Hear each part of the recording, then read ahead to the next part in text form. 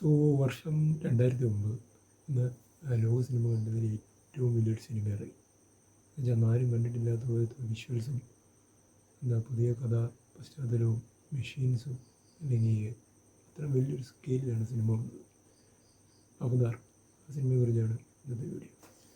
അന്നുണ്ടായിരുന്ന എല്ലാ cinematic റെക്കോർഡുകളും break ചെയ്തൊരു സിനിമയായിരുന്നു.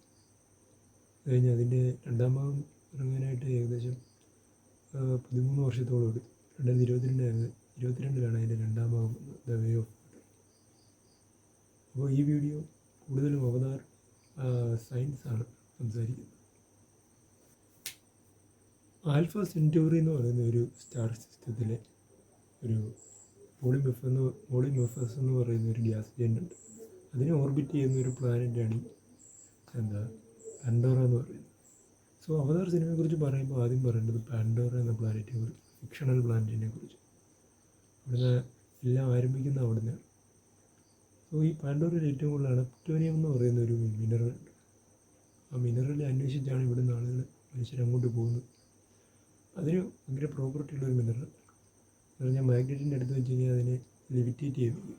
അതുകൊണ്ടാണ് ഐക്കോണിക്കായിട്ടുള്ള ഹാലിലിയ മൗണ്ടെയ്ൻസ് ഇങ്ങനെ എയറിൽ ഇങ്ങനെ നിൽക്കുന്നത്. അണപ്റ്റോനിയം എന്നുള്ളൊരു പേരിട്ടത് വളരെ ഫണ്ണിയായിട്ടൊരു കാര്യമാണ്. കാരണം അതൊരു ജോക്ക് പോലെയാണ് സയൻറ്റിസ്റ്റിൻ്റെ ഇടയിൽ. കാരണം ഒരിക്കലും കിട്ടാത്ത, ഒരിക്കലും ലഭ്യമാകാത്ത ഒരു മിനറലിനെ അവർ മൂക്ക് ചെയ്തിട്ടൊരു പേരാണ് അണപ്റ്റോനിയം. നമ്മുടെ ഭൂമിയിലുള്ള ചില ലിവിങ് തിങ്സ് ഉണ്ടല്ലോ, ഈ ബിന്നാമിനും അല്ലെങ്കിൽ ഈ ചില ഡീപ് സീ ക്രീച്ചേഴ്സ്, ചില ടൈപ്പ് ഓഫ് ഫംഗസ്, ഇതിനൊക്കെ ബയോലൂമിനസസ് ഉണ്ട്. എന്ന് പറഞ്ഞാൽ ഇതിനെ സ്വന്തമായിട്ട് പ്രകാശം പുറപ്പെടുവിക്കാൻ കഴിയും. പാൻഡോറയിൽ എല്ലാ ലിവിങ് തിങ്സും ബയോലൂമിനസൻ്റ് ആണ്.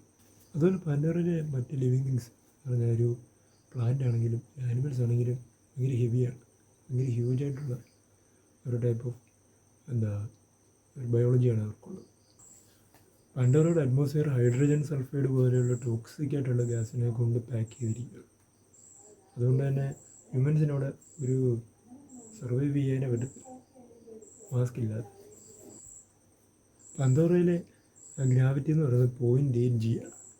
നമ്മളൊരു കമ്പാരിസൺ നോക്കുവാണെങ്കിൽ എർത്തിൻ്റെ ഗ്രാവിറ്റി 1 G ആണ്. ഇത് കാരണമാണ് പാൻഡോറയിലെ അവിടുത്തെ പോപ്പുലേഷൻ, നാവീസ്, അവർക്ക് അത്ര ഹൈറ്റും അതുപോലെ സ്ലെൻഡറായിട്ടുള്ള ഒരു ഫിഗർ വരാനുള്ള കാരണം.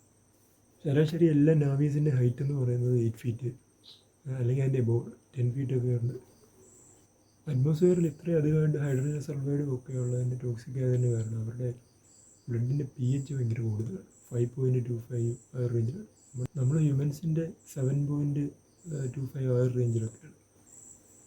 പിന്നെ ഇതിലെ ഏറ്റവും രസകരമായിട്ടുള്ള കാര്യം എന്ന് പറയുന്നത് ഇതിനകത്തുള്ള എല്ലാ ലിവിങ് ബീയിങ്സും ഹൈവ് മൈൻഡഡാണ്. മീൻസ് അവരെല്ലാം ഇൻ്റർ കണക്റ്റഡ്.